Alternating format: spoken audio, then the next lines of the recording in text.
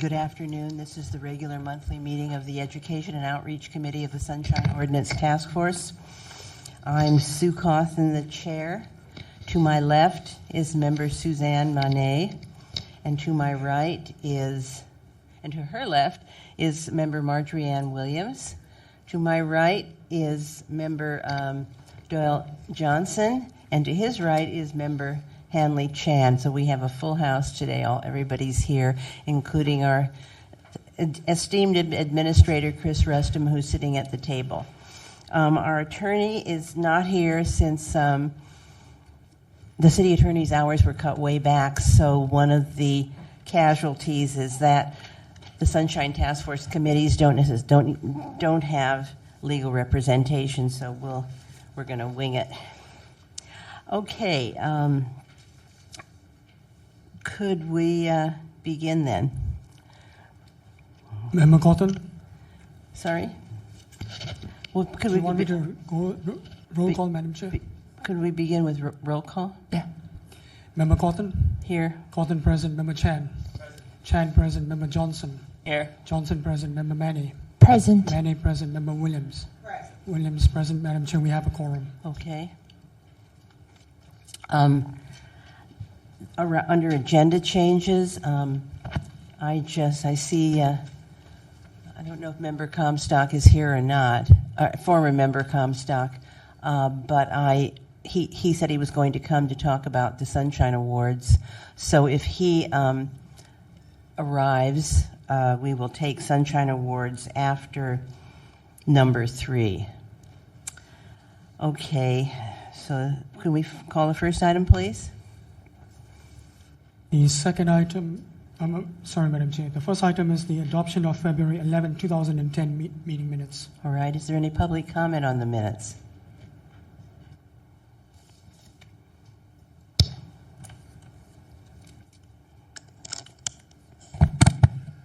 Yes. Peter Warfield, Executive Director of Library Users Association.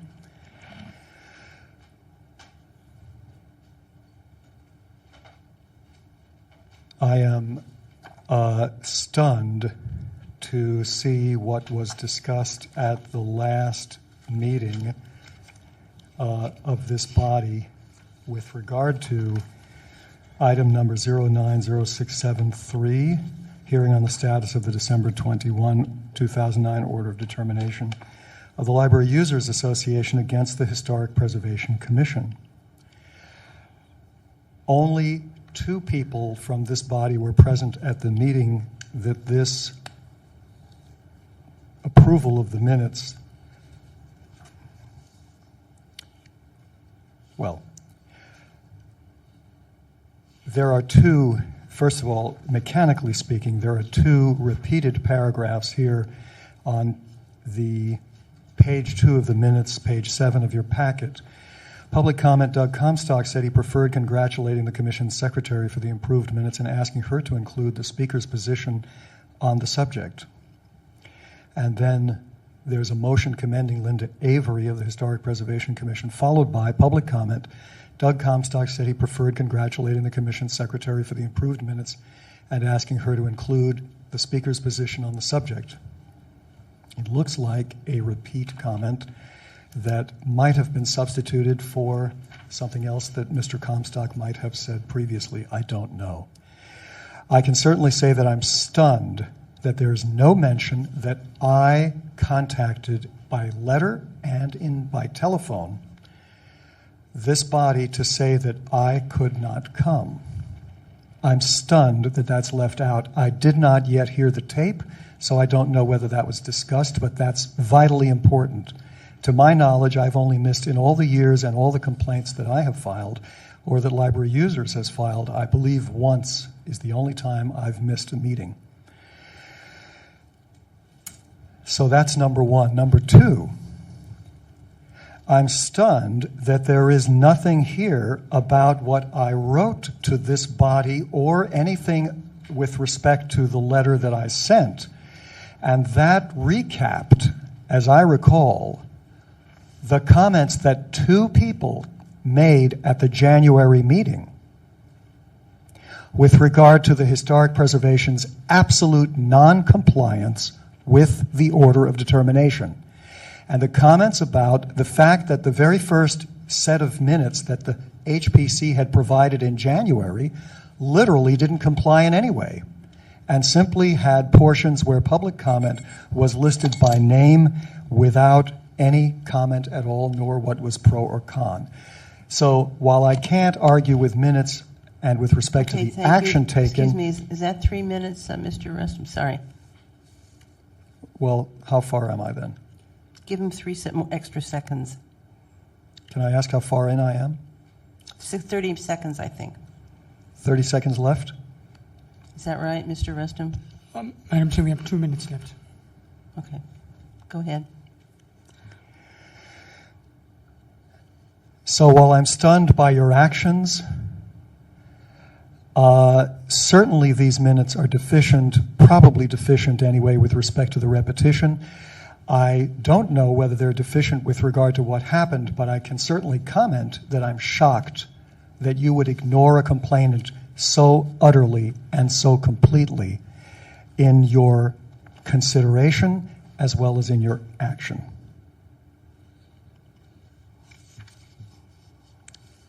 Okay, thank you. And the other thing is, of course, that the adoption of the so-called information gathering notes, since only 2 people, one initially and then joined by a second, were present, it seems to me there should be some note about that. Again, I haven't been able yet to hear the tapes of what happened at this meeting, which I didn't attend.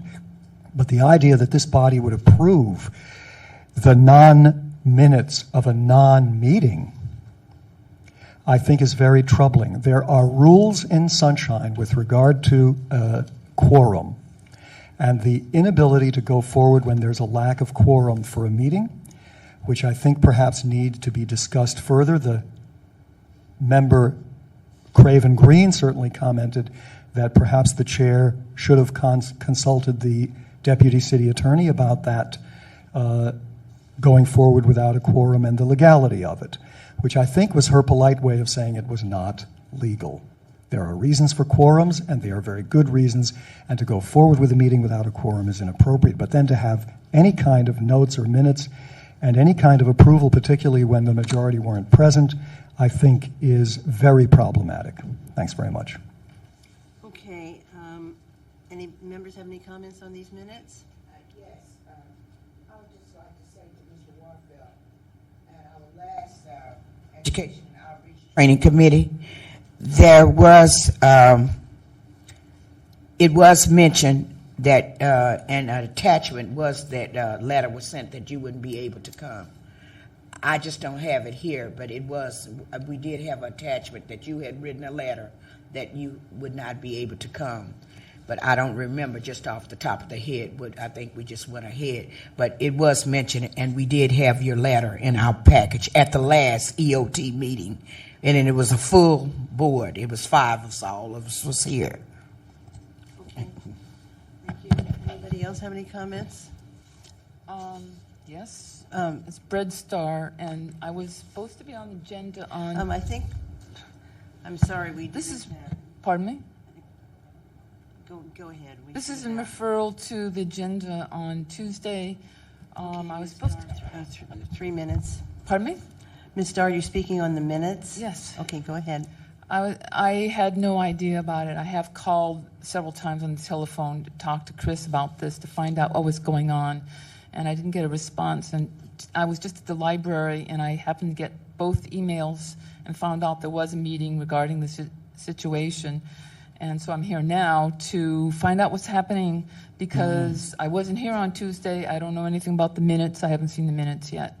And this has been a number of months now, and I want the full disclosure of Mary Ellen O'Brien, which was the situation that I asked for. And I don't know what the minutes say, but I know that I was in the agenda, but I didn't know it then. I need some help, please. I don't know. The emails aren't getting by, and I'm not getting replies in my telephone. Mr. Rustum, you look as though you want to say something. Madam Chair, the issue Ms. Starr is speaking to is was at the CAC meeting. Should It I has go to nothing to do CAC? with the Oh, minutes. Yeah, our administrator advises me that the issue that you're talking about would be a matter for the Compliance and Amendments Committee, not for the Education and Outreach Committee. So I would urge you to find out when the next Compliance and Amendments Committee meeting is, or send them an email expressing your concerns. Thank you.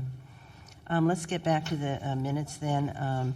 I would just say that on page 7 of the minutes, 1, 2, 3, 4, 5, the 6th paragraph is a repetition of the 4th paragraph, so I would delete the 6th paragraph. Anybody have any other comments on the minutes? Okay, then a motion is in order. A motion to approve the minutes would be in order. I make a motion to approve the minutes. Okay. Second? Second that.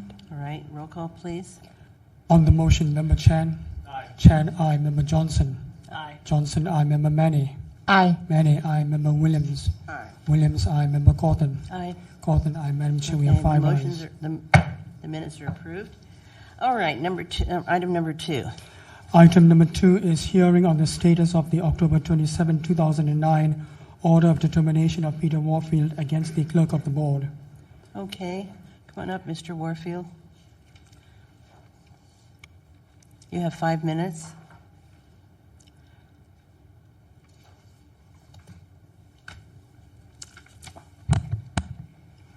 Thank you, Madam Chair. I recall this being item 3 on the agenda that I saw, and I'm wondering what happened. Has it changed, or did I misread it online? Sorry? Were you asking a question? Yeah, I thought this was item 3 on the agenda that I saw online, but I might be mistaken. Has It's it been item- changed? It's item 2 in my minutes. In my agenda, it's item 2.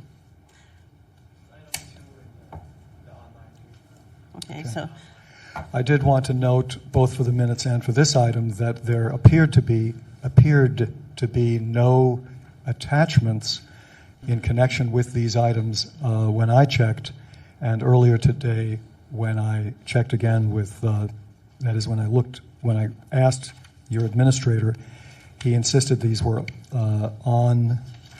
they were linked, and then it turned out that there apparently was not a link with respect to the minutes anyway. I don't recall whether he checked the order of determination materials. In any case, I appreciate that he faxed them to me. The situation with respect to the compliance here, I come reluctantly because from the minutes it appears, and from the January meeting it appears, it doesn't much matter what I say. The body isn't interested in the facts or in what we have to say, and so I'm reluctant to make any comments at all. okay. If I might finish without interruption, Madam Chair.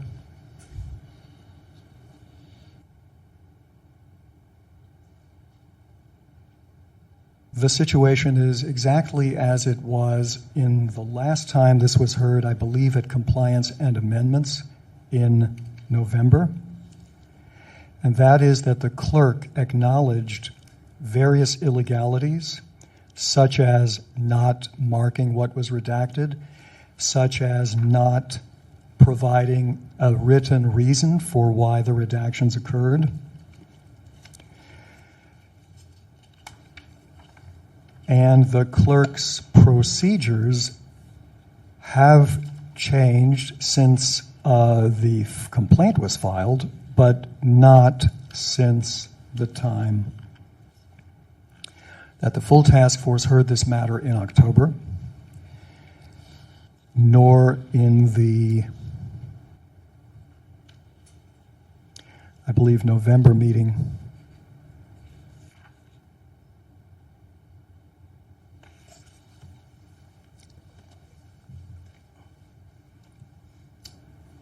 Well, November 3rd was the order of determination. In any case, I believe the full body has heard what the new and revised procedure is from the clerk of the board, and that is continuing in its willful violation of the order of determination. Mr. Nee's letter to Angela Calvillo, which is included in the agenda packet. The date is January 19th, 2010.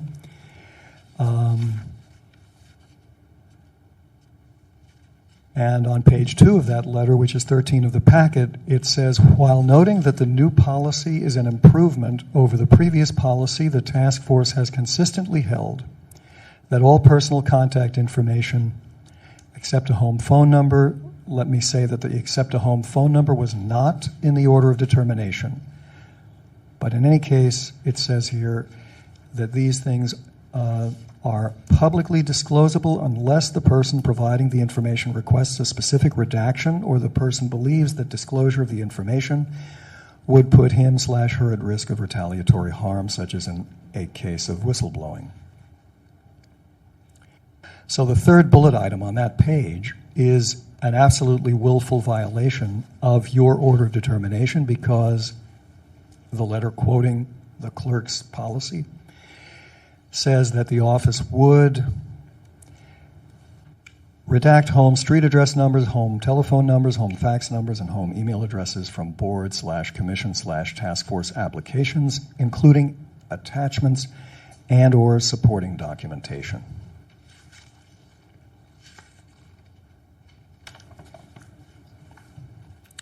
So that's the case. Some improvements have been made. The policy has changed. It still does not satisfy the order of determination or the law to provide the full contact information, which is what the order of determination said. Thank you. Okay, is anybody here to speak on behalf of Mr. Warfield? Seeing none, then we will ask if there's anybody here. Mr. Rustum? Madam Chair, the clerk's office has informed me that they would not be represented at the meeting. They're not sending anybody? That is correct. Okay, that makes it very difficult. Maybe I'd like to hear from them as to what they're doing and what their policy is. Did they say why? No reason was given. Well, Mr. However, the case has already been forwarded to the Ethics Commission. We need them to address us on this. We're supposed to. We're trying to resolve this issue. So we need. They didn't have a reason why they weren't going to come. I was not provided with a reason, Madam Chair.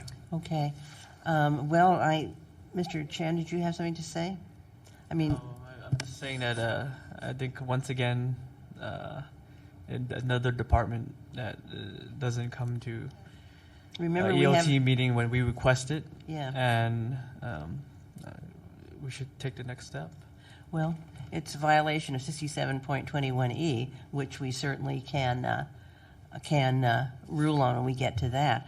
My feeling is that, there are some issues here. We need to hear from the clerk's department. So we can do two things. We can either continue it on our agenda or send it on to the Compliance and Amendments Committee to hear, and let them deal with it. So what's your pleasure? Huh? Make a motion You to want to send it to the CAC? Okay. I'll second that motion. How about a joint?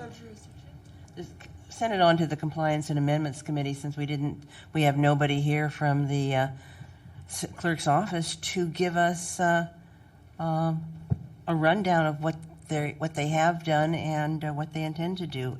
From what I can see of the order of determination, we did ask them to. We did mention that our policy is that nothing should be redacted. Their policy has been liberalized so that they now are providing unredacted materials. However, they still are going to redact home addresses and phone numbers and fax numbers, as well as email addresses. Home as opposed to business, I gather. So anyway, I agree it's probably just as well to send it on to the Compliance and Amendments Committee, and I would ask the maker of the motion to include a motion that the clerk to find the clerk's department in violation of section 67.21E, which requires that department send a person to all hearings. I want a quick clarification. Chris, do you call the clerk's office and they say that they're not going to send, period. I believe Member Johnson was here when one of my colleagues came over and told me that the clerk's office said they're not going to Oh, send so it's anybody. a big fat no. Okay. They just refused to come? Is that Just what they're refused to saying? come, right? They refused to come? That's just evidence right there. They didn't Refusal to say come. why or anything, just not. I was- Who did you talk to? Could you just repeat that for me? My ears are Yeah, we can't tingling. hear, yeah. Because Marjorie didn't hear it either. Could you say it again a little louder? A member of the Assessment Appeals Board staff came over into this room and told me in front of Member Johnson that the clerk's office will not be represented at the meeting. Okay, and did not say why. No reason was given. Okay. Well, so the motion then would be, Marjorie, Mr. Williams? Yes, I really have a concern. I'm not going with the motion right now, but I didn't get a package. I got an email. I'm pretty sure that everybody else got the email on the second for Mr. Warfield, and it says action item attachment. I didn't get an attachment, and I tried to find a link for that attachment, and I didn't understand that. So, that needs to be made clear to me when he's going to send an email out and says action item, and there's no attachment. What am I looking for? I can't realistically. The attachment is the order of determination. I know it, but where is the order of determination? Is it going to be on the full board? The order of determination begins on page. I don't 12. have that. I don't have that. So Does everybody have a page 12 with a letter dated January 19th, 2010 to Angela Calvillo, Clerk of the Board of Supervisors? But that was in the packet, and the packet was mailed out on, was it Monday? When was the packet mailed Monday out? evening. Okay, so how many people did not I never get my how many package people until the did same not day. get a I mean, packet? this is ridiculous. Right? How many people didn't get a packet? Marjorie didn't get a packet. Of those who got a packet, how many people have page 12 with the order of determination? Okay. I have it on Okay. my Okay, well then, electronic. I'll leave it at that. All right. So we have a motion on the floor, which is that we find that we move to send the item to the Compliance and Amendments Committee, and also find the clerk's office in violation of Section 67.21E of the Sunshine Ordinance for failure to send a representative to our hearing. Roll call, please. Oh, I guess we need a second. It has been seconded. All right. You got 3 I would minutes. like a rebuttal, please. Is anybody here to speak on behalf of the city? All right, seeing none, we'll give Mr. Warfield 3 minutes of rebuttal. The 3 minutes of rebuttal for the member who's looking puzzled is part of the procedure, and the rebuttal is not removed at the last minute simply because the respondent adds to the illegality by not showing up. The chair said this gives us a difficulty, the non-showing of the department, and that is certainly true. It, as far as I'm concerned, is typical when departments have nothing further to say and don't really have any defense for their actions. Silence speaks louder than words here. It speaks very loudly. And I think you are on the right track to send this for further action, but I also think that it needs not to be forgotten what this started out about. The clerk continues to willfully violate the law with respect to providing the information that was requested and that is required to be given by law. So please don't exclude or forget in the rush to deal with new violations. Please don't forget the original complaint and the original purpose behind it, which was to obtain legally accessible information which they unlawfully withheld. I also don't think when there's an implication about giving us difficulty that it makes a difficulty with respect to the truth of the matter. I think certainly the willfulness of the violation is very clear by the absence in this room of the violator, who has been found repeatedly in violation of the law and is about to be found in further violation appropriately. But again, I think please don't omit to note, in the correct interest to pursue new violations, please don't forget the old violation, which is a continuing and a willful, in-your-face, we ain't doing what you told us to do.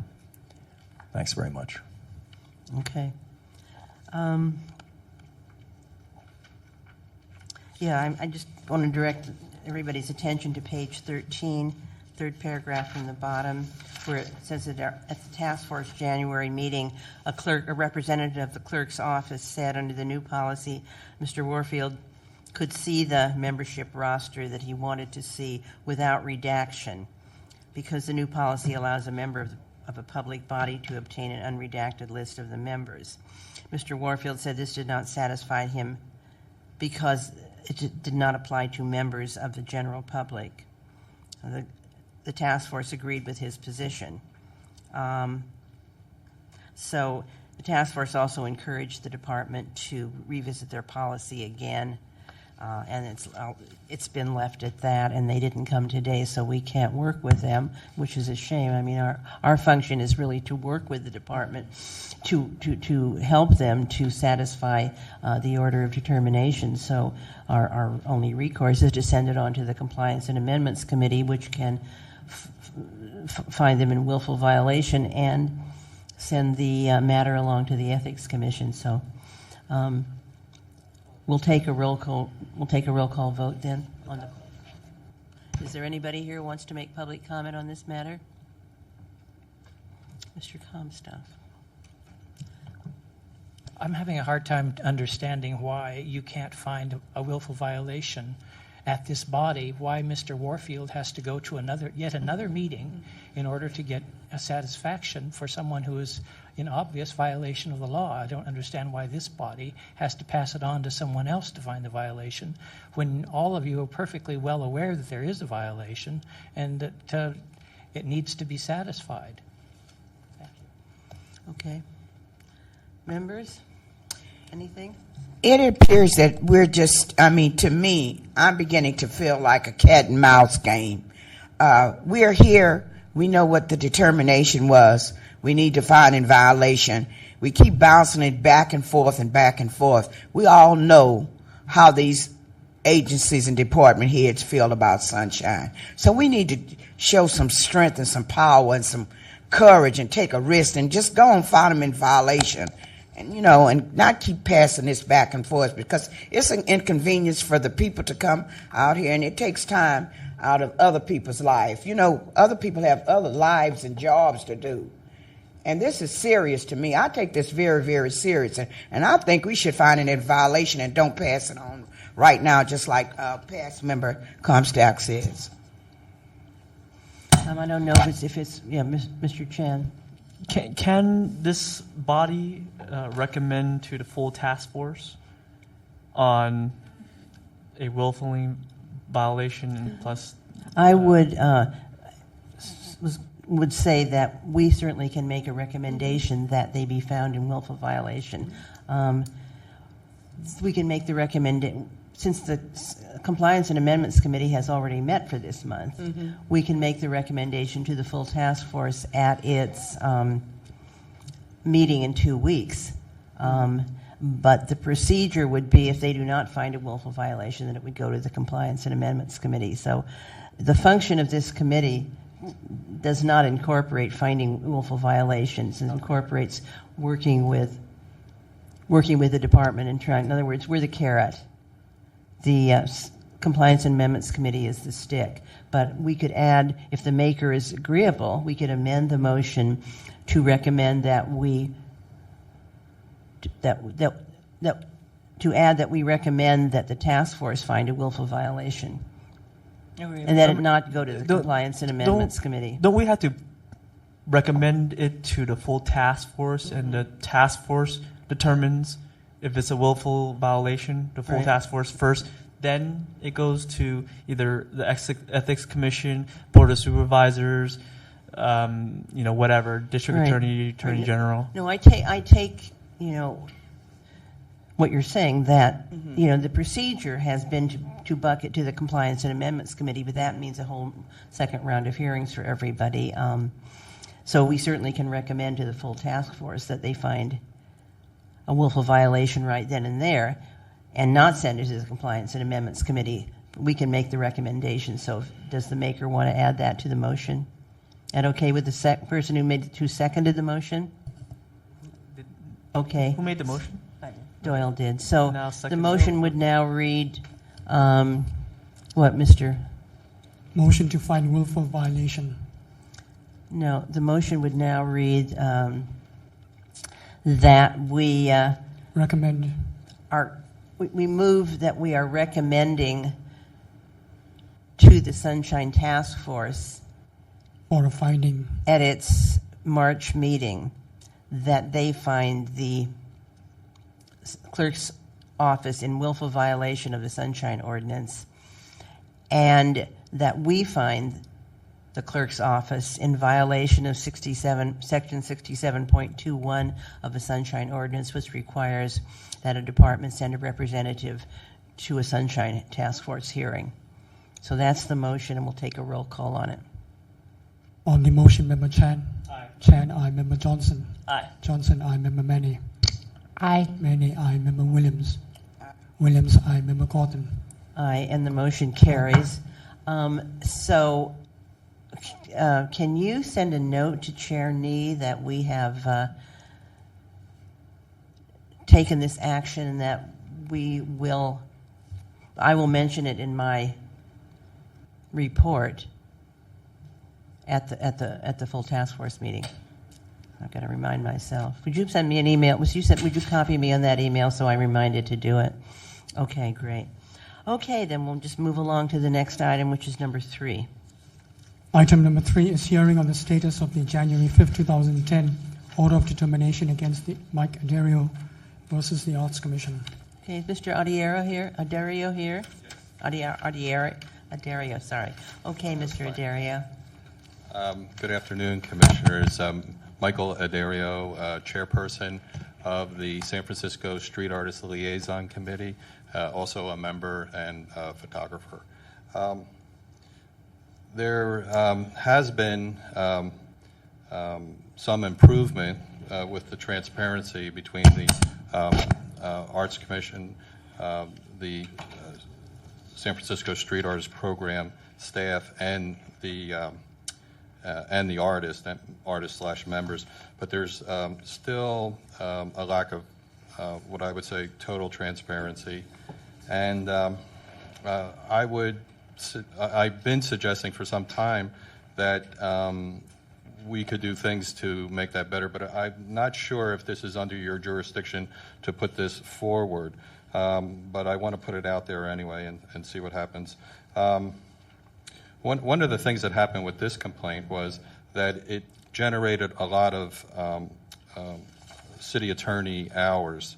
The staff was saying that the city attorney had to review all the requests. That generated a lot of hours, and then consequently, those hours were charged back to the department. And since we're a self-funded group, it's very unusual. The Street Artists Program, in case you're not aware, is a city program with 2 city employees that is totally funded by the membership fees. So we get no money from the city, and we have never gotten any money from the city. So it's very unusual. I think the Planning Commission is the only other committee that's set up like that. And that's a guess on my part. But this has caused somewhat of a chilling effect on asking for more documents, because we're afraid that if we ask for something additional, the city attorney is going to get involved, and it's going to wind up costing us more in the end. And staff has already said that, and they said they might bring in additional people. So we'd like to get some clarification on that. And the other 2 things that I was hoping for to maybe bring more transparency, because we're also, not only do we pay per two city employees. Unfortunately, we have no voting rights. We have commissioners, arts commissioners that are on our board, and we do not get to pick the commissioners. We only have 3 minutes under public comment to comment on anything that's changing. So we're basically disenfranchised. So this is what has happened to get to this point.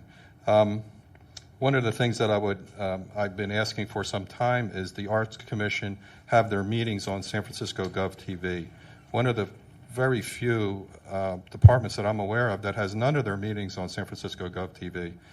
We have many members, or not many, I'm sorry, I should strike that, a few members that are hearing impaired and deaf, and they would like to participate and be updated on what's going on, even at the full commission level. I would like to see it with the program commission level, but I might be asking for too much on that.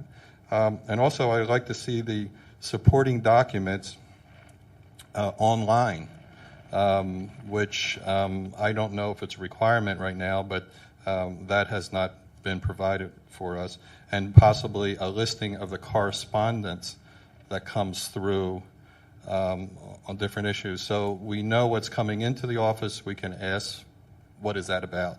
Rather than finding out months later and then sometimes being behind the 8 ball trying to catch up with some of these things that are out there, rumors that we have to address, or sometimes complaints or compliments that we'd like to hear about. And sometimes they fall through the cracks and we don't find out about them until later. But thank you. Okay. Anybody here to speak on behalf of Mr. Adario? Okay, seeing none, we will call the department. Is anybody here from the department? Okay. 5 minutes, please. Good afternoon, members. I'm Howard Lazar, the Street Arts Program Director for the Arts Commission, and I'm pleased to report to you that in order to facilitate greater transparency, which Mr. Adario wants, the full Art Commission unanimously voted in January to hire additional staff to help me fulfill the numerous immediate disclosure requests that we keep getting. And to do that, we will be raising the fees starting in July 1. And, of course, that has to go to the Board of Supervisors for approval. But the commissioners feel very strongly they want to see total compliance with the Sunshine Ordinance. They want to see me helped with this. I'm only one person managing the program and doing this as well. As I told the full task force when you first met on this, that I admitted that I was late because I had to run the program, and in fact, my one assistant had been out for the entire month of December, so I had to do her job as well. So we plan on this not happening anymore. We're raising the fees. We're going to get additional help to help with this, dedicated to this. Yes, the online business is a great possibility. Sure, we wouldn't fight that. And I think I know for a fact that my commissioners were deeply moved by the ballot statement from 1999, the Comptroller's statement, in which it was on Proposition G, the Sunshine Ordinance, and at that time, the Comptroller stated that, in his opinion, should the ordinance be adopted, it would increase the cost of city government, maybe substantial, and he said at a minimum the ordinance requires additional staffing.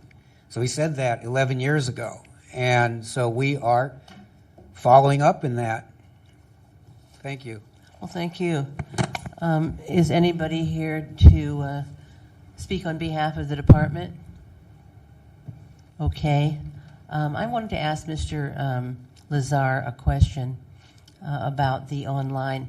I am personally pleased that you are hiring more, that you are going to spend more money and hiring more staff, because I think that we hear from so many departments that they really want to pursue Sunshine, and if there's a need to have someone assist you so that you can make you can have a timely turnaround, I'm pleased that you will spend the money for Sunshine and public participation, because to my mind that's what government is all about. Right. I did want to ask you about the online. What does it require to post I'm not quite sure what Mr. Addario wants to be posted online, but what would it require to post what Mr. Addario was asking for? Well, can I ask for clarification? Do you mean what content would be on there? Right, Or, yeah. That's what I thought. Maybe we you could meant. ask Mr. Addario what content he is discussing. Similar to like the budget sheets, the Excel sheets before the budget was heard, it would be I think helpful for all members to see the Excel sheet on the website as supporting documents. This is done by Rec and Park, the port. If they're coming out with a new plan or proposal, it's always the supporting documents are posted under supporting documents. You have 72 hours to review it. What we have right now, sometimes if there's something new that's going to be proposed, we have to either go to the office and get them 72 hours ahead of time, or wait until the meeting starts. Okay, I just wanted to, Mr. Alizar, I just wanted to ask you about that. Can you, when you have your agenda, can you add a document as an attachment that can be accessed online? Absolutely. And Okay. in fact, I'm surprised because when we did have the agenda specifically for the hearing to discuss a fee increase and so on, I recall that I did post the budget, the proposed budget, Good. the whole thing. So I don't see this as a problem at all.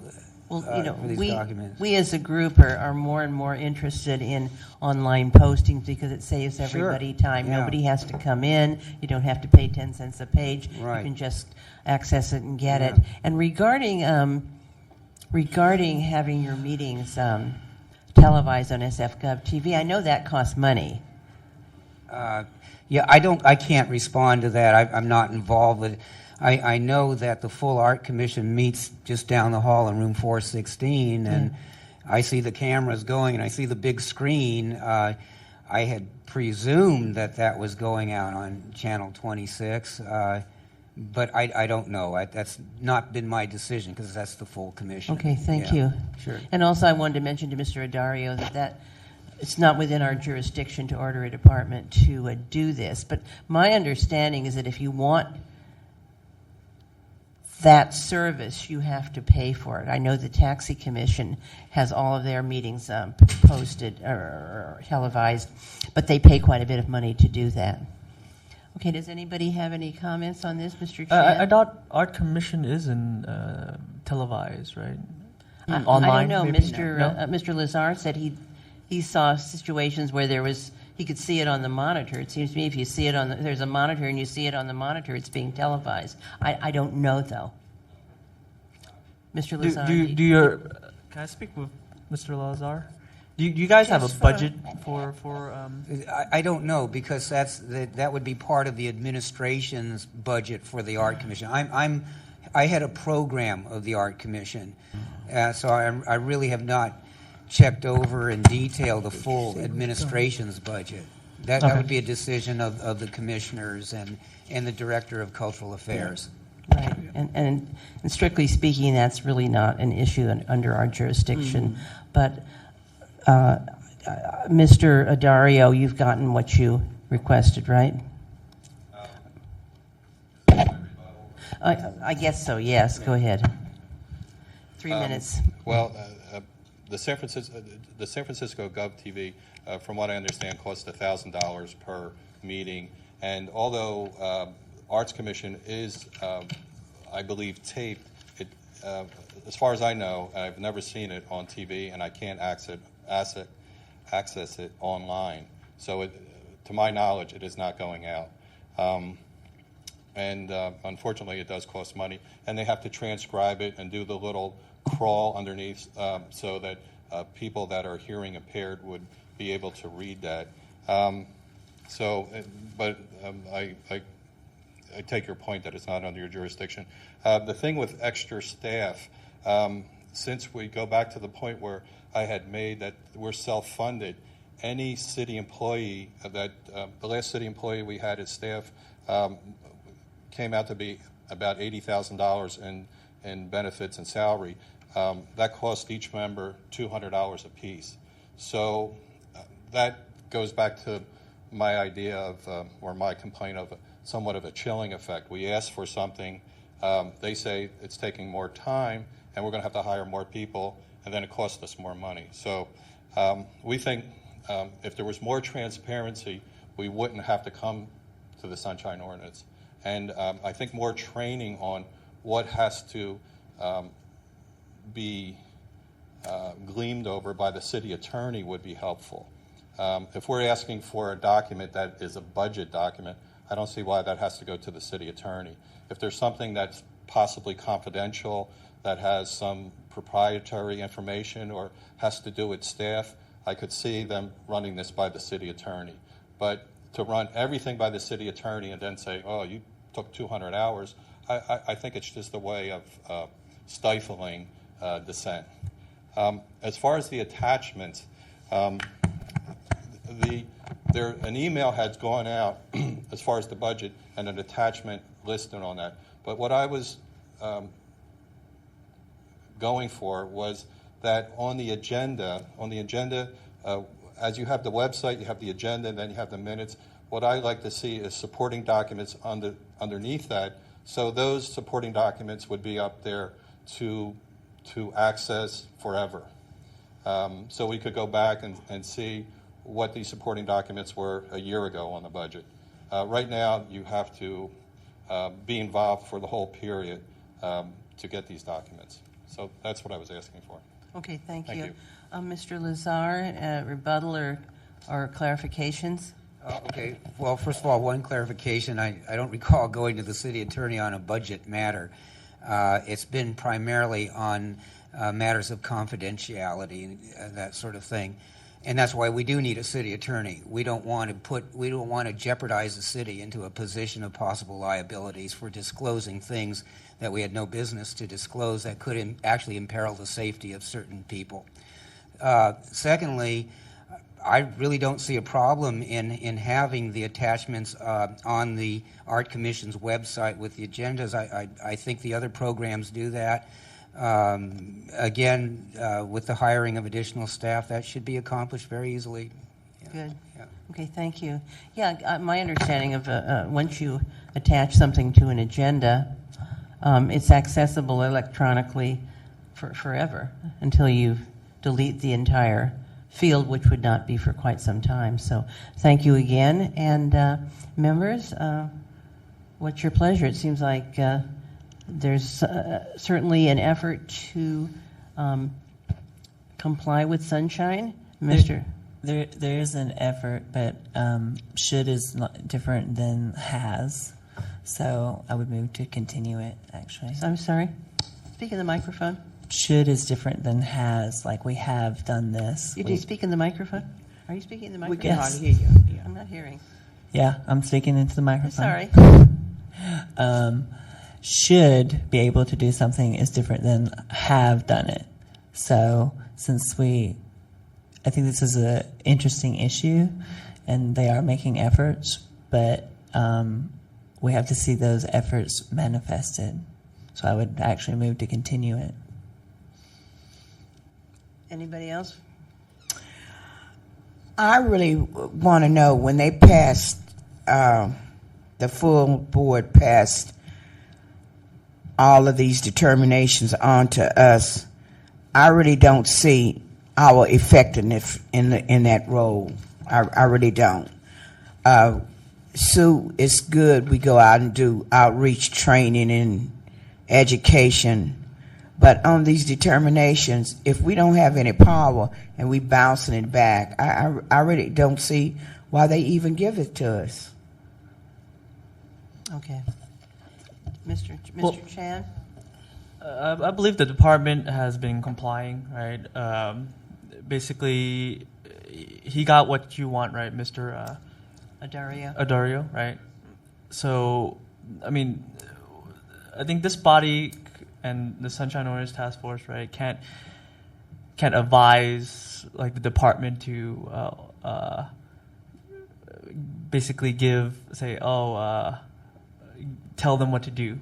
as increasing fees or anything. I think you as an individual have to really lobby or get support from your constituents to go to the board of supervisors and say, you know, we protest this fee hike.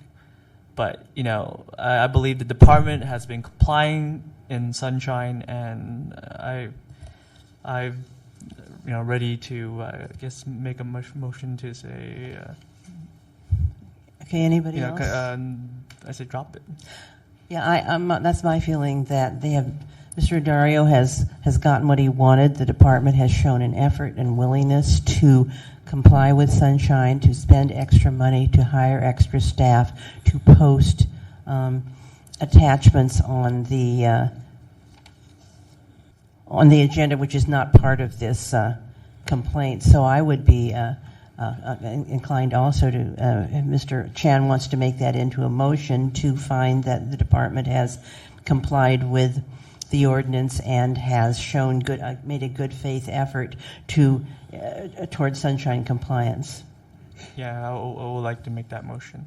All right, and is there? And like I said, you know, if you got a complaint and you don't like the fee hike, right? You as an individual could, you know, get your bunch of friends and go to the art commission and say, we don't want the fee hike. That's your, you know, that's my opinion. All right, and we need a second. I second that. All right. Any further discussion among the members? Any public comment on this? Mr. Warfield.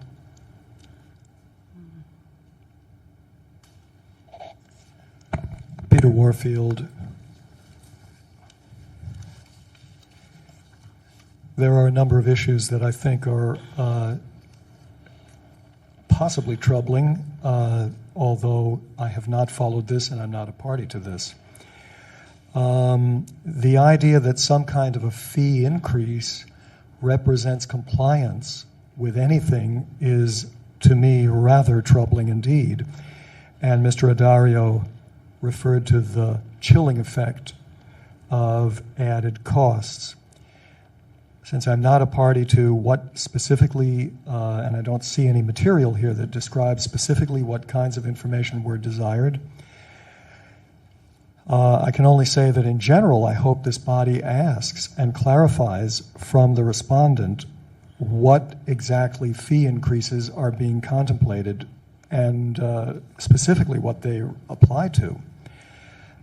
Additionally, I hope that this body will make it very clear what the rules are under Sunshine for the charging of fees for material. There's no charge for getting something electronically. There's no charge for inspecting something. There's differential charges for agenda materials, which are supposed to be charged at 1 cent per page, as opposed to materials that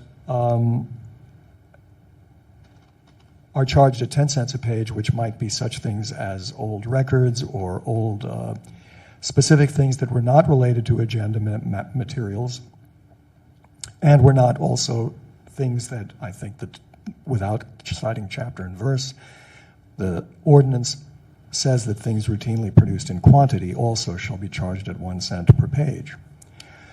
So things that would be routinely given out at a meeting or elsewhere would not be subject to the 10 cent a page charge. So since the complainant has expressed a concern about the chilling effect of costs and the respondent has spoken about cost increases in some fashion, actually saying that apparently that's in some fashion helping compliance, maybe it helps compliance in some fashion or another, I don't know how, but certainly it doesn't help the public access to materials. There were a few offhand things that were said in the discussion that I think need to be pointed out very, very sharply. Yes, it is beneficial to put things online, but our mayor, Gavin Newsom, said at a library opening approximately 2 years ago that 40% of the city residents have no access to the internet.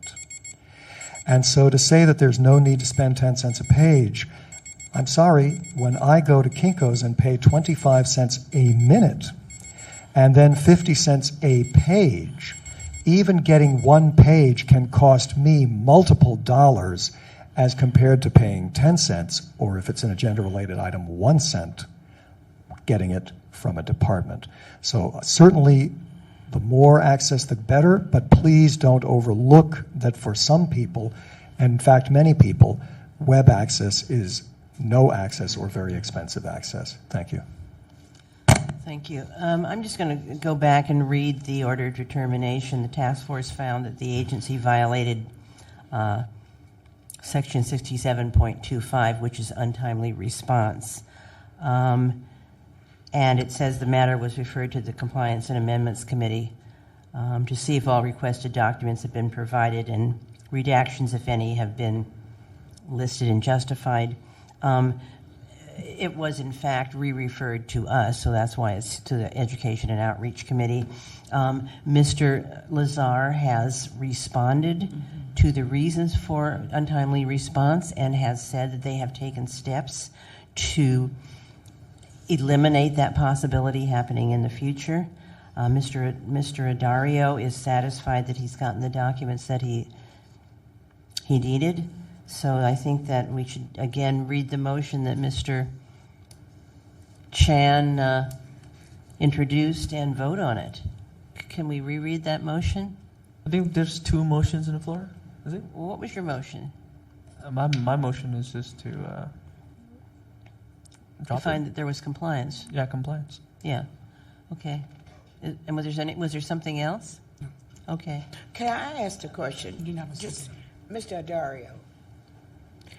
And I'm not talking about the budget and everything. Are you completely satisfied?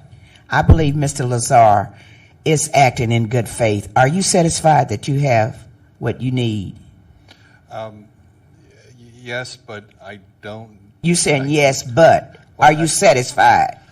At this right now, today, are you satisfied? I gotten what I've asked for, but I don't know what's going to happen in the future. But I was under the impression that some kind of training or the outreach would ask the Arts Commission to take some additional training. That's what I had thought this meeting was going to be about. Because we, like you said, we went through the compliance. The compliance was somewhat agreed to, but I thought at this meeting you were going to ask if there would be some additional training.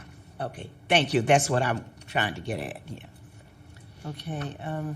We have. I need to. Excuse me. Okay. We need to wrap this up.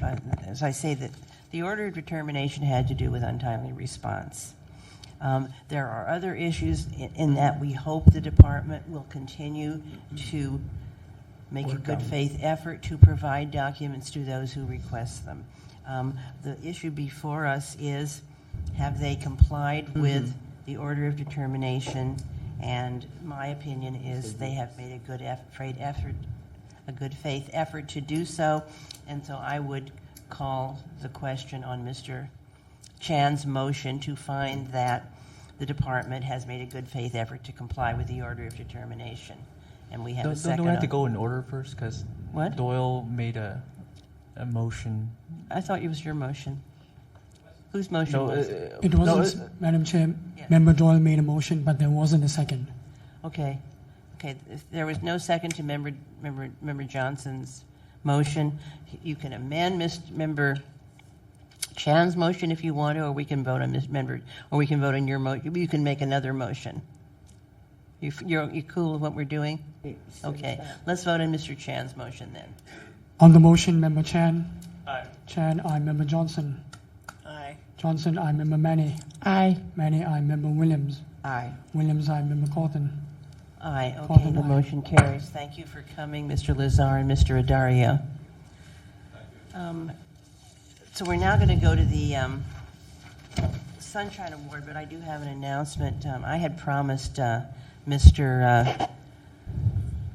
Mr. Rustum that I try and end the meeting by 5 because he has a dental appointment, so he's going to have to call and cancel the appointment. So would you rather cancel now, or do you want to wait until after Mr. Comstock speaks? After Mr. Comstock. I'll have Mr. Comstock You speak wanna wait and I till can after? cancel it. Okay. And we'll try and we can try and shorten the rest of the agenda so that you could get a half-hour reprieve, I'll try. 15-minute do that, yes. reprieve. Thank you. We can skip some of this stuff, because I can just really quickly say what happened. So then let's go on to number, what is it? Number 6, the Sunshine Award. 6. Okay. So I'll just call Mr. Comstock up and let him tell us about, moving forward on this.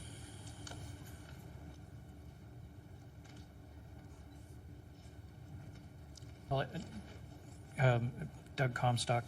At the last meeting of the Sunshine Task Force, it was approved unanimously to bestow a Sunshine Award, annual Sunshine Award, and an annual Moonshine Award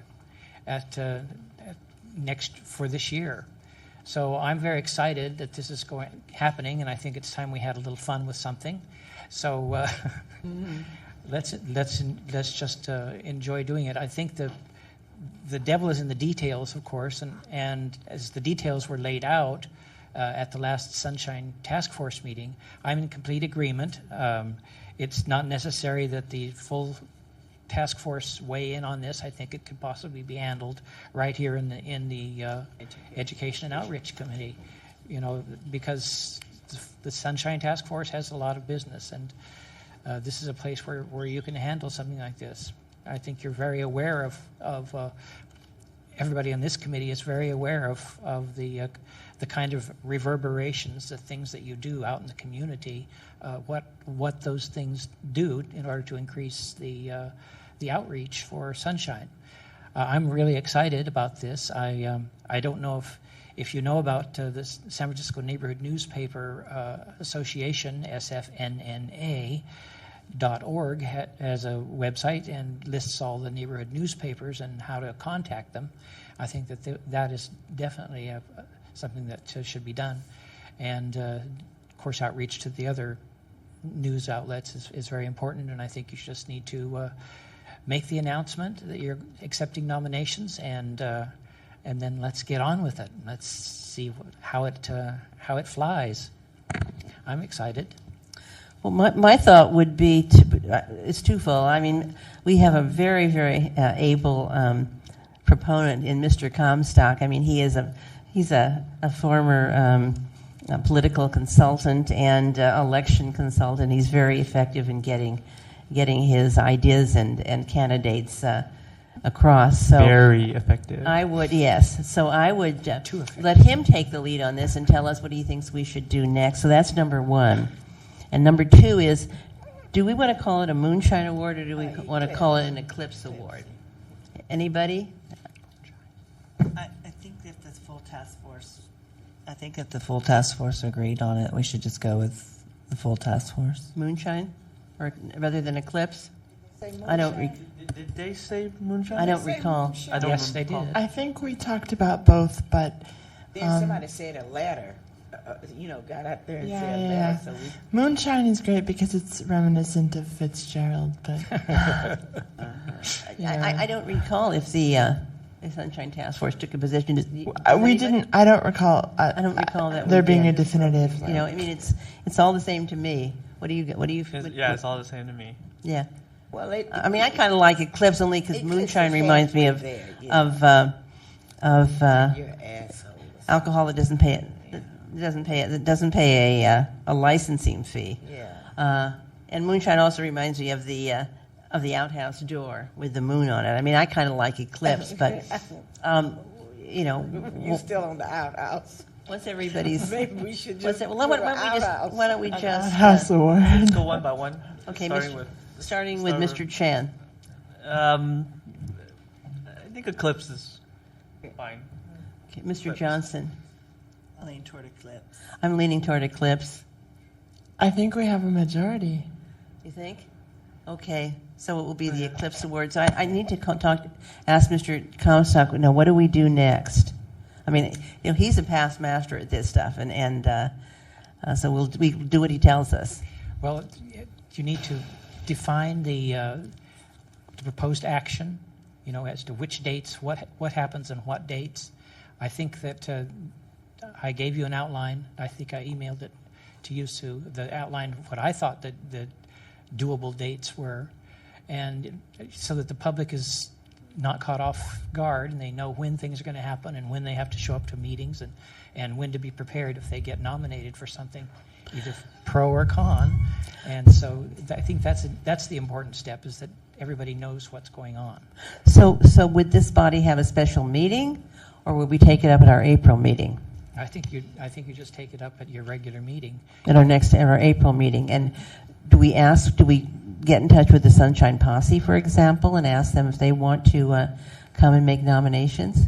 No, I think that you just have to open nominations and to the general public and make that announcement to the press, and the press will treat it the way the press treats things. Either they'll ignore it, which they tend to do for Sunshine Matters, or they'll give you some ink. I hope they give you some ink. I know we will in the West Side Observer. I think this is something that's been a long time coming, and people need to take note of it. Mr. Comstock, do you want to write a small press release and send it out to your list? Yeah. Were you saying the San Francisco Neighborhood Newspaper Association? Yeah, we are members of that. I mean, if you want to do that and just run it by me, but I'm sure whatever you write will be Sufficient, yeah. excellent. Mm-hmm, yeah. And then we can make the announcement ASAP that this will be taken, or whenever you think is the appropriate time to tell the press, and that we will be discussing. We will be making nominations at our what is our April meeting? What's the date in April? Madam Chair, you talk about the task force? 13th. Look like 13th. The large meeting? Or this? What is the April meeting of this body? April will be April 8th. 13th, isn't it? April 13th? 13th. Mm-hmm. Okay, the second Tuesday. It's So- not. Here's a Madam Chair, calendar. it's Sorry? April 8th. April 8th. Oh, okay. April 8th, okay. April 8th. So, Second Thursday. yeah, I don't have my date book with me. So if Mr. Comstock could just get out a press release, and that we're going to be discussing taking nominations at this meeting. And does anybody here have a link to the Sunshine Posse? Do you, Mr. Comstock? Well, We could send it to Chemo Crossman and ask him to disseminate it to the Sunshine Posse. Do you want to do that, or do you want me to do it? well, You take care of we it, need to get a okay. press. I'll send you the press release, and then Okay. I will give you a list of people to send it to, I guess, Okay. if that's all right with this body. Okay, or we can send it out through, Chris Rustum can send it out. And Marjorie. doesn't Mr. If you just Warfield have a just link? get me the material, and Chris can, and the press list, Okay. and then we'll send it to Mr. Crossman also and ask him to disseminate it to the Sunshine Posse. So it's April 8th is the next meeting. April 8th at 4 p.m. So No, we have a long list of then I guess newspapers. And, We have a long list the of press release. Mr. Comstock, I'm sure, has A longer list. either a longer list or a more specific list. And I think the Neighborhood Newspaper Association would be an Madam ideal Chair. place to disseminate this, Ms. Williams. And I Can- think And then I'll Mr. finish- Ms. I'll Williams, finish and then up Mr. Chan, Ms. Williams. Yeah, I think Doug should get credit for this too, Credit. because Just he's send the me one the that brought money. it up. Well, yeah, I mean, I have such ultimate faith in Doug's ability to get things done. And with his technology and how he writes things. Doug, could you do the eclipse for us and bring a copy so we can see? We've seen the sunshine. Well, I'm a little stumped about the eclipse. Yeah, I know. haven't- With your great mind, you'll sit down there and think of something. I don't have it in my head. Head yet? Okay. Like the Moonshine Award was an easy one, but this Okay. one Okay. You'll come presents Great. some difficulty. So, but anyway, the dates that we had outlined, that were outlined by me at least at the Sunshine Task Force, and I don't know whether acceptance of that meant that you were accepting these dates or not, but so this will change this then from April 15th to April 8th. So we will announce to the press that the Education and Outreach Committee will accept nominations for both awards on or about April 8th. So that's the first action. Okay. Then nominations will cease. I have May the 15th. What would be the meeting for May? That would be around May. I don't have my calendar with me. The second Tuesday in May, whenever that is. Second Tuesday in May would be... No, you mean Second on Thursday, excuse me. Thursday would be Yeah. May 13th. So nominations will cease then May on May 13th. 13th. Probably Okay. should say May 12th, so that you have them the day before Okay. the meeting at least. May 12th. And that those nominations have to be into Chris Rustum by the 12th in Okay. order to be included in this year's annual nominations. So the nominations will cease May 12th. Nominations will then be... my suggestion was that the nominations were to be considered by a special ad hoc committee, but I think you talked about not having a special ad hoc committee, but doing it here in the Education and Outreach Committee. So the nominations will be considered by the Education and Outreach Committee at that May 13th meeting. Everyone following me? Then the Chris Rustum's shaking his head. Why are you shaking your head? Madam Chair, it's too close. Huh? It's too close. You won't have time to vet the nominees. It's too soon? Oh, I see. Can we Because discuss it at the June meeting and then make the recommendation to the task force at their June meeting, all right, so which is 2 weeks later? June meeting would be June 10th. Okay. So by June 10th, then is when these will be considered at the Education and Outreach Committee. That will give Chris time to notify any nominees that they're being considered either pro or con, and they can come and make their defense. So that will give them plenty of time to prepare. I think that's a good idea, and I agree with that. Then a press conference announcing the nomination after the June 10th meeting. Okay. No, I think the nominations. You can't announce the nominations. Did we decide that the full task force has to approve your nominations, or? No, they would vote on the nominations. Okay, so then it goes to the full task force, and that meeting would be June It's the fourth Tuesday. 16th. So at June 16th, it will be voted. The nomination will be voted up or down by the full task force. So when's the press conference? So then the If press we conference meet couldn't be until after. We meet June 10th. You The meet press June 10th. conference would be when? Uh, What's the best day for a press June conference? 22nd. I'm sorry, June 22nd is that meeting. I'm sorry, I was a week. The task force is June 22nd. It's June 22nd. So what then day of the week is the best for a press conference? Thursday's Thursday? Tuesday's a fine day for a press conference. Tuesday? That's when the. So after the full task force meets, then I think it'd be too late after the meeting to have a press conference. Probably need to make the decision as to when the press conference is going to be at the full task force to find out when a sufficient number of members could be at the press conference. So you want to have the press conference for the people, not for the nominees, but for the people who were chosen. The press conference comes after the full task force has approved the nominees that you choose here at the Education and Outreach Committee, and then there will be a press conference, and the announcement will be made as to who gets the annual award and who gets the other one. Okay, so the full task force approves the nominees, then there's a press conference to announce the nominees, Yeah, right? that would be After the task force After the June meeting of June 22nd. 22nd, which is a Tuesday, so we would have the press conference the following Tuesday if you want to have a Tuesday press conference. depends on what I think that date needs to be set by the task force. The press conference day? Yes. Member Chair, don't you think, don't we have all the chairs be vacated in April? Right. Except, So none of us may be here. that's why I'm saying it's going to be new people. Will they know what departments that have not been, Well, let's hope they aren't all new people. Well, I'm pretty sure some Let's of hope some of us get renominated, all right? I'm sure you'll. I'm sure we'll have, let's see here. Okay. I think, Ms. Monet has to go also. She's on deadlines. So I'll read back what I understand, and then we can wrap up the rest of the meeting. Okay. I'll just make it real quick. So what I understand is that we're going to, let me see now here.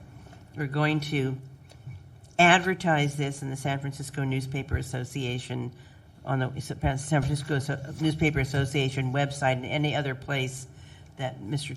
Comstock thinks is a good idea. I don't know that we can advertise on their website, but we do have to make a press release. He's going to do a press release and send it to me, and then he's going to send it out to the press on April Dating that on April 8th through May 12th. We will be accepting nominations. through, and then we accept the nominations here at the task force at the EOTC on April 18th. April 18th? Well, I don't. Nominations close. No, April 13th. What? April 13th is the next meeting of this body after The next meeting is April 8th. April 8th, and then May 13th, right? Right, and then the nominations close on May 13th at 5 o'clock in Mr. Rustum's office. They close May 12th, the day before. May the 12th, meeting. right. Yeah. Then we announce the nominations at the EOTC on May 13th, and we present them to the full task. Wait a minute. Madam Chair, I think we need to announce the nominations at the EOTC at our May meeting. We will vote on the nominations at our June meeting. Okay. And June 10th. have a press conference after that? Or do we No. go to the full task force And you on go to June the full 22nd? task force for approval Okay. of your And have them designated okay the recipients. nominees and suggest any of their own? No, I don't think they can at that point because nominations will be closed. Okay, so they okay the nominees. Then we have a press conference announcing the nominees. There should be a press release announcing who the nominations are. Press release. With the nominations, yeah. With all the Renominees. Nominations, yeah. And then press conference. Yeah, I think we can work out these details We'll work that without out. the You and I full, can talk. without the full Spot. Okay. body going through this Okay. ordeal. And I'll I think we're all in agreement. I think we've got the Okay. the guts of it here, and I'll make a report to the Sunshine Task Force about this. All right. Okay. Well, thank you very much. Anything else? That's it. So I will work Okay. on the design for the awards. It's great and, working with Mr. Comstock again. Okay. Any public comment on this, Mr. Warfield? Yes, Mr. Warfield. Thank you to Member Williams, who tried to say that someone from the Sunshine Posse might be here. If you look at the Bay Guardian issue of, I believe it was 2 years ago, the original article naming who the Sunshine Posse was, along with a picture that was included as part of their annual Freedom of Information Award, you'll find that someone indeed in this room is a member of the Sunshine Posse, and I believe there's only one of us here, and that's me. I'm sorry to say that the game here seems to be on the chair's part to ignore as much as possible Peter Warfield, what he says, or his presence, or anything else that he's got to say. That's unfortunate. With respect to the Moonshine Award, it always gave me a kick when my dad would refer to the Moonshine Sonata by Mozart, which of course is the Moonlight Sonata, as most people call it, although moonshine does refer to the illicit liquor as well as the nighttime illumination given by the moon. I do think that the chair's suggestion about eclipse is actually, may not be at this point timely, but is actually more apt, Because moonshine, however weak it might be, is reflected light from the moon, and on a good night, you can see quite a bit, certainly by a full moon, even in very dark places. Whereas there's a Conrad title, Heart of Darkness. I think that might be an alternate title. Eclipse certainly is something blocking the light, and in that sense, I think the chair's suggested name is more apt. I think that something suggesting murkiness, confusion, not knowing which way is up or down, perhaps something that describes what happens when a swimmer is caught under a crashing wave in the ocean, and so on and so forth. In any case, I think it's, generally speaking, a charming concept. I think that there ought to be some clarity about who can nominate and what presumably briefly would be the requirements for a nomination. And one of the things I think is important is not to limit it to just one nominee or, for that matter, one winner. It seems to me, okay, not one nomination, but one winner. It seems to me that there ought to be opportunity for multiple winners, because certainly every person, every department that's gotten a violation found by the Sunshine Task Force would be a potential nominee, as well as others who may not. But to limit it to just one winner, I think, is unfortunate and would possibly give less publicity than one would find useful to the various other, one might say, worthy or potentially worthy winners. Thanks. Thank you. Okay, well, since we want to, I could talk about this for a long time to come, but we'll come back to it. We do want to wrap things up, so let me just very quickly go on to number 4, which is outreach. Suzanne Monet and I did a presentation at the Police Community Relations meeting in North Beach. That went well. I did a presentation at North Beach Neighbors last Monday. It went well. We're still trying to get some of these other groups. Mr. Chan, hope you will contact Lower Polk Neighborhood Association.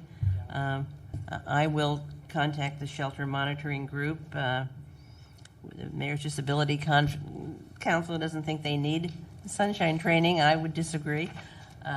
We've got here, let's see. Okay, the Shelter Bernice Casey at the Shelter Monitoring Committee says they don't have a quorum yet, so they don't expect a quorum to be fully seated till April or May, so we will stand by on that one.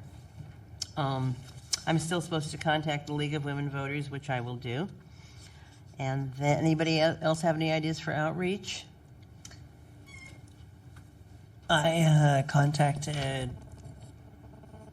the listed local community papers and advised them that there might be a story about the amendments that the SF Guardian picked up yesterday. It was on the front page about sunshine and the proposed amendments. So are you going to write it?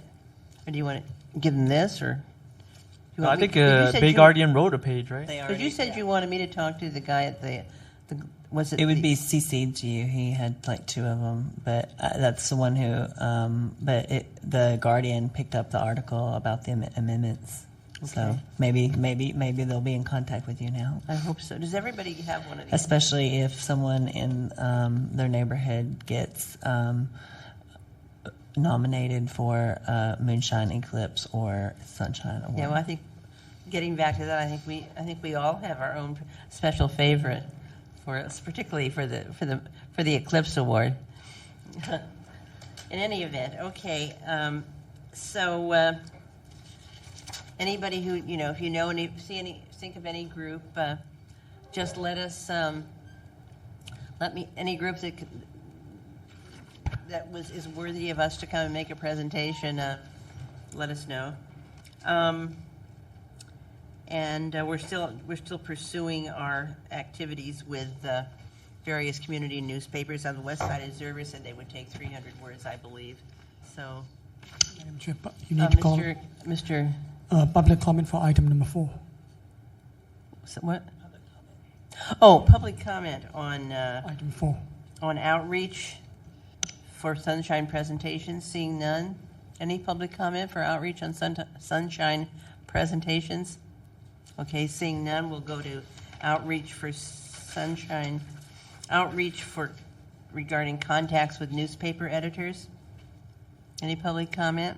Okay, seeing none, we will, because everybody wants, we want Mr. Russom to get his teeth fixed, and we want Miss Monet to make her deadline.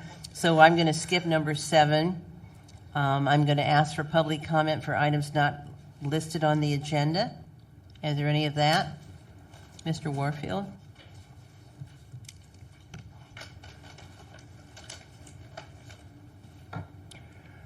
The January meeting of this body had one person to start it and continued with 2 people only present. At the time, the Historic Preservation Commission item was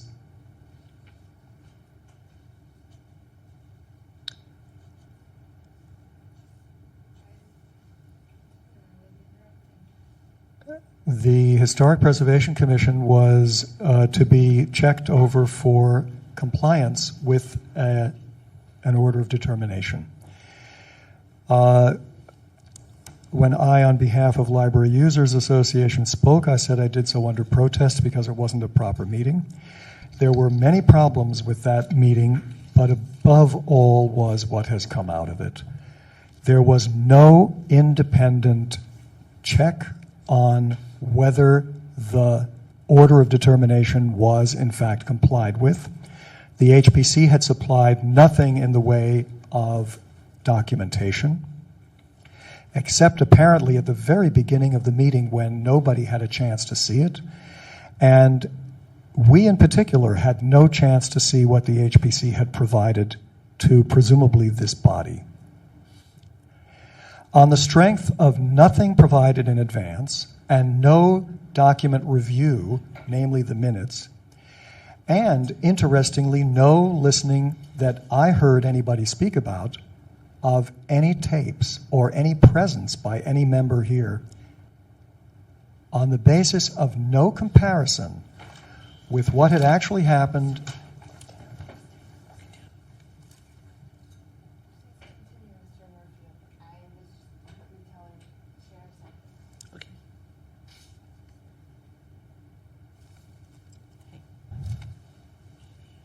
Go ahead. Excuse me, Mr. Warfield. We just put Wait a it minute, on folks. the agenda. Let Mr. Warfield finish his public comment.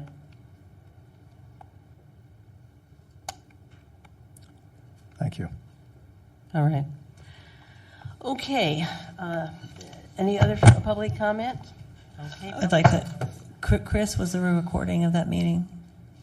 Of that informal gathering? I believe so, yes. Okay. I just wanted to point that out because I thought there was a recording of the informal gathering, and that's available through you. It's on the internet. And Available at the for website. those who were not at the last, everybody was at the last meeting, and we did discuss the situation. Mr. Warfield did get the minutes of the meeting. Would you please sit down, Ms. Williams? We're still, the meeting Okay, is, I'm listening. the meeting is still in, please take your seat.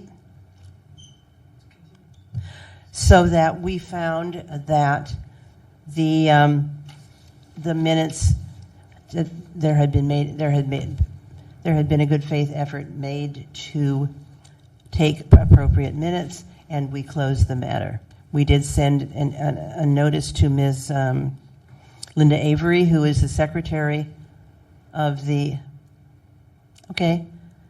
We sent a notice to Linda Avery, who's the secretary of the Historic Preservation Commission, recommending that she state not only what a brief summary of what the person said, but whether they were for or against the particular item. So we decided to close that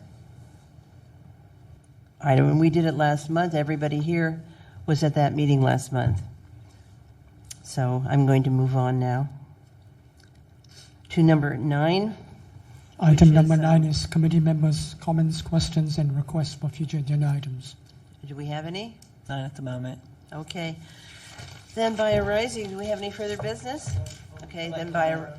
May I make a public comment on that item, please? And that is, I would recommend that the members do put on an agenda a discussion that Ms. Cawthon just now responded to, and that is what exactly did happen in January when two people who had been at historic preservation meetings, numerous ones, testified from first-hand experience that those minutes did not fully qualify with the law.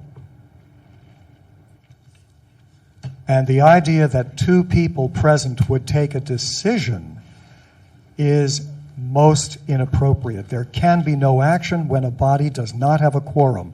So I would urge the members to request that what happened in January be taken up as to its propriety and as to its content. I think for the sake of the justice of what this body is trying to accomplish, not to do so would be to absolutely trash public input and the public generally, who provides you with a lot of information and who make complaints and who know what they're talking about from firsthand knowledge and not from the sweet promises of somebody present who hasn't even provided any documentation and hasn't provided any recordings and hasn't provided any factual basis for which you could have come to a conclusion that the material was satisfying sunshine. One of the minutes that was provided was the October 27th, I believe, the second meeting in October that the HPC had, and there were entries for public comment there that had only a name, an association, and nothing about what that person said, nor whether they were even for or against the matter. I think it would be a grave miscarriage of justice if this body were not to revisit what happened at that no quorum meeting of January. Thank you. Okay, any further business? All right, by a rising vote.